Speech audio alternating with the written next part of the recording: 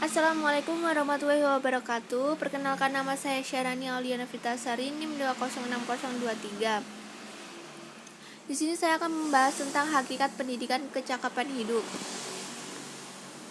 Pengertian kecakapan hidup.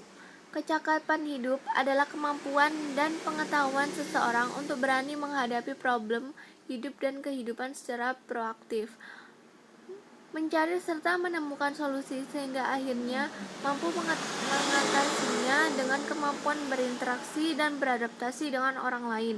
Keterampilan mengambil keputusan, pemecahan masalah, berpikir kritis, berpikir kreatif, berkomunikasi yang efektif, membina hubungan antar pribadi, kesadaran diri, berempati, mengatasi emosi, dan mengatasi stres. Pengertian kecakapan hidup menurut para ahli. Ada beberapa para ahli yang mengemukakan tentang pengertian kecakapan hidup. Contohnya seperti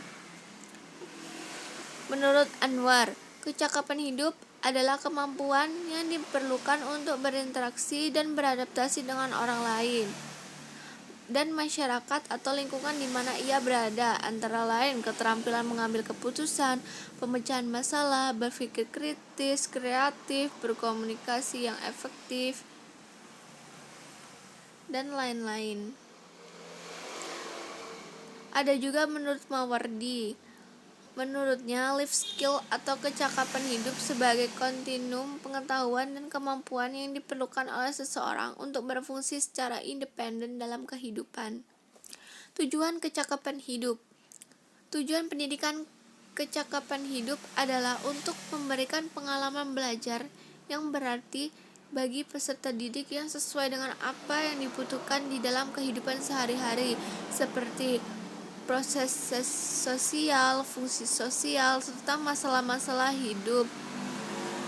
Tim Bird Based Education, Depdiknas 2002, membagi tujuan pendidikan kecakapan hidup ke dalam tujuan umum dan tujuan khusus, yaitu sebagai berikut. Tujuan umum: mengaktualisasikan potensi peserta didik sehingga dapat digunakan untuk memecahkan problem yang dihadapi. Yang kedua, memberikan kesempatan kepada sekolah untuk mengembangkan pembelajaran yang fleksibel sesuai prinsip pendidikan yang berbasis luas, broad-based education. Yang ketiga, mengoptimalkan pemanfaatan sumber daya yang ada di masyarakat sesuai dengan prinsip manajemen berbasis sekolah atau school-based management. Kemudian ada tujuan khusus. Yang pertama, memberdayakan aset kualitas batini, sikap dan perbuatan lahiriah peserta didik melalui pengenalan, penghayatan, pengalaman, nilai-nilai kehidupan sehari-hari sehingga dapat digunakan untuk menjaga kelangsungan hidup dan perkembangannya.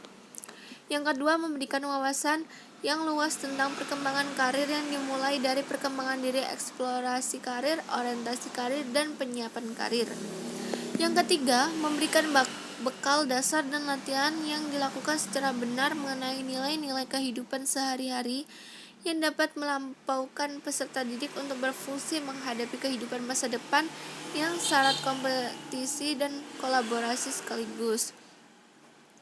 Yang keempat, mengoptimalkan pemanfaatan sumber daya sekolah melalui pendekatan manajemen berbasis sekolah, partisipasi stakeholders, dan fleksibilitas pengelolaan sumber daya alam. Yang kelima, memfasilitasi peserta didik dalam memecahkan masalah kehidupan yang dihadapi sehari-hari. Kemudian, jenis kecakapan hidup.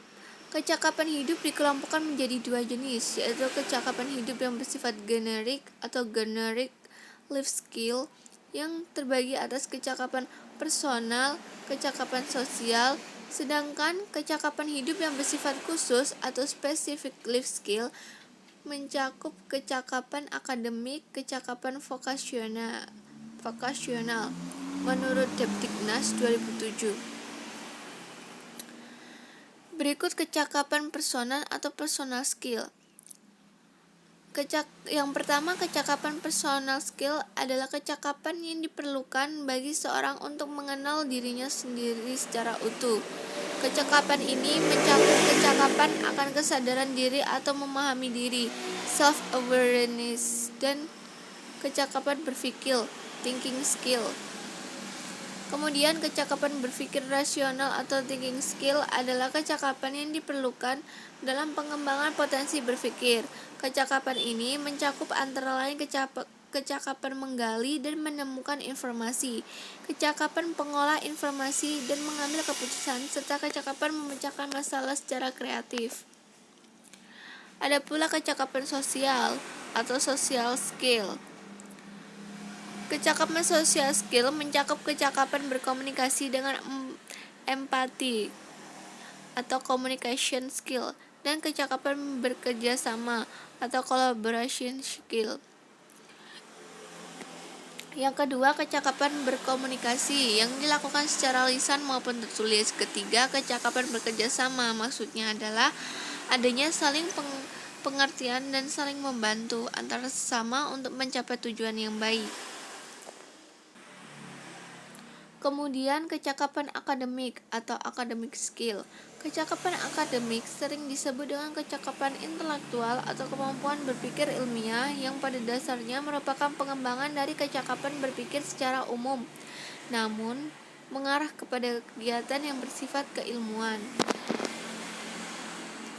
Ada pula kecakapan vokasional atau vocational skill. Kecakapan ini adalah keterampilan yang dikaitkan dengan berbagai bidang pekerjaan tertentu yang terdapat di masyarakat. Kecakapan vokasional mencakup kecakapan vokasional dasar atau basic vocational skill dan kecakapan vokasional khusus. Kecakapan vokasional dasar yang berkaitan dengan bagaimana peserta didik menggunakan alat sederhana, misalnya obeng, palu, dan sebagainya. Kecakapan vokasional khusus hanya diperlukan bagi mereka yang akan menekuni pekerjaan yang sesuai dengan bidang, misalnya pekerjaan monitor, apoteker, tukang, dan sebagainya. Sekian dari saya, terima kasih.